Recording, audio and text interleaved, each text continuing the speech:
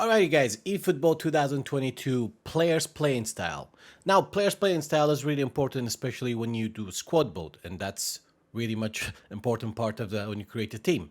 Now again, each player has different playing style, and majority of the time, in my opinion, the important playing style would be for squad build for your midfield and then defender and then striker, especially fullbacks. Now each player's playing style has specific positions.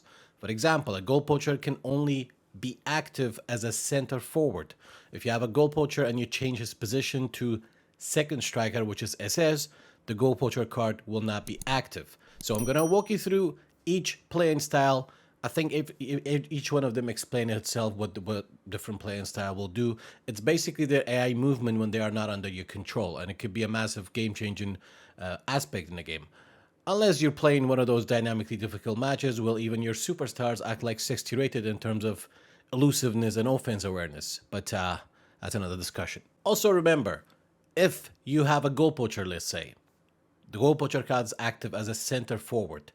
If you use him as an attacking midfielder or as a winger, wing forward, right wing forward, left wing forward, right midfield, left midfield, second striker, SS, his goal poacher card will not be active. He will move. His AI move will be based on your tactic. If it's quick counter, will make direct runs. If his possession, will come short for passes, and so on.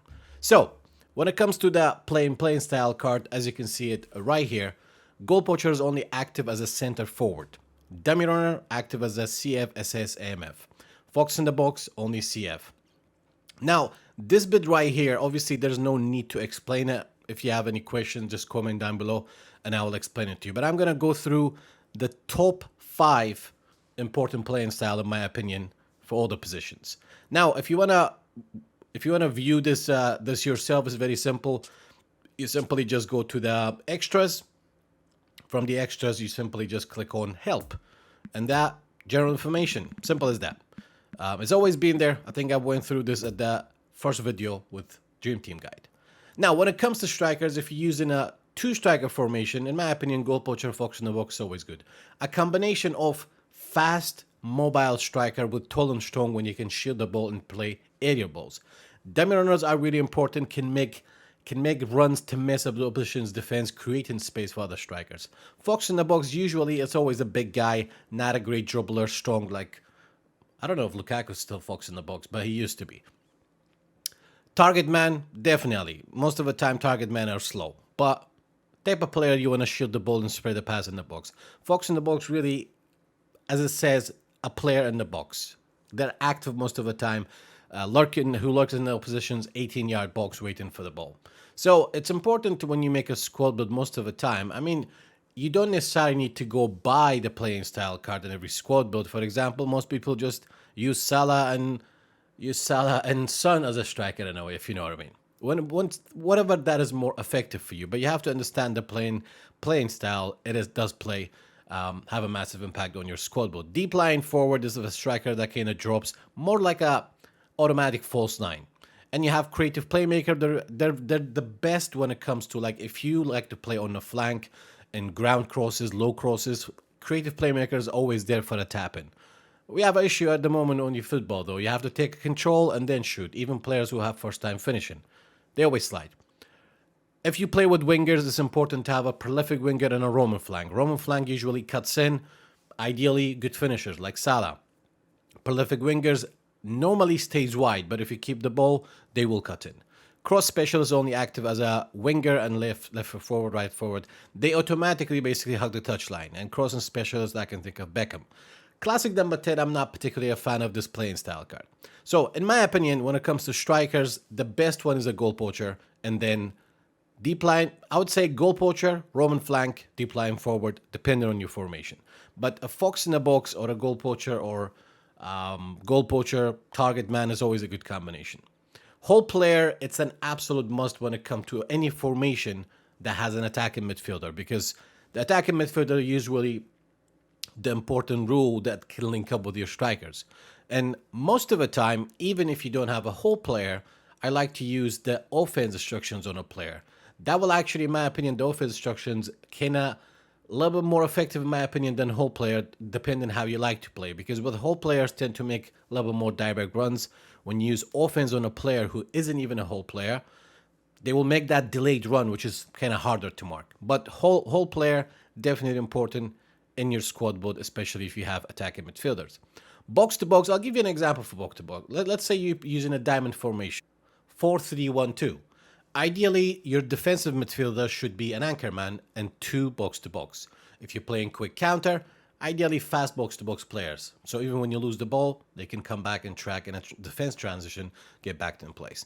Now, those destroyers, when it comes to midfielders, the destroyer card is a little bit rare. You don't see a lot of superstars. In my opinion, Kante should have been a destroyer, considering his defensive work is ridiculously good. So ideally in your midfield, you should definitely 100% have an anchor man and a box to box. These two are an absolute must. And then the orchestrators.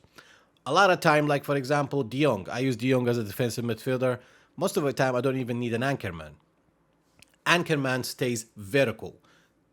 Most other playing style card, orchestrator or destroyer or box to box, tend to go sideways more, especially destroyers. But anchorman, the whole point of it, they stay vertical. They play like a third center back in a way.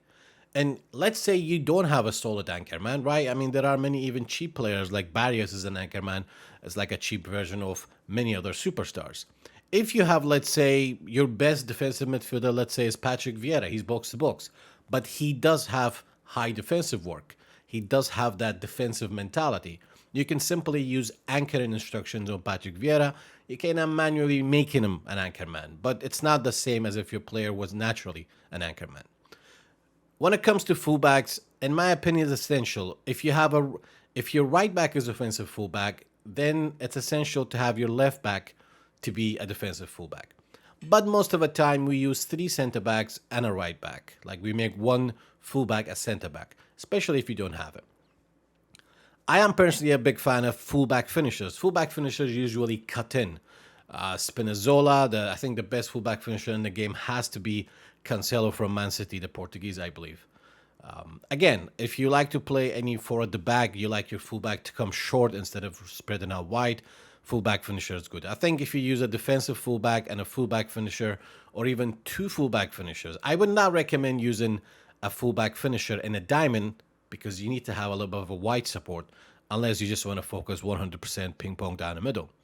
Build up extra man. I think when it comes to your center backs, what I've noticed, I don't like using two destroyers as a center back.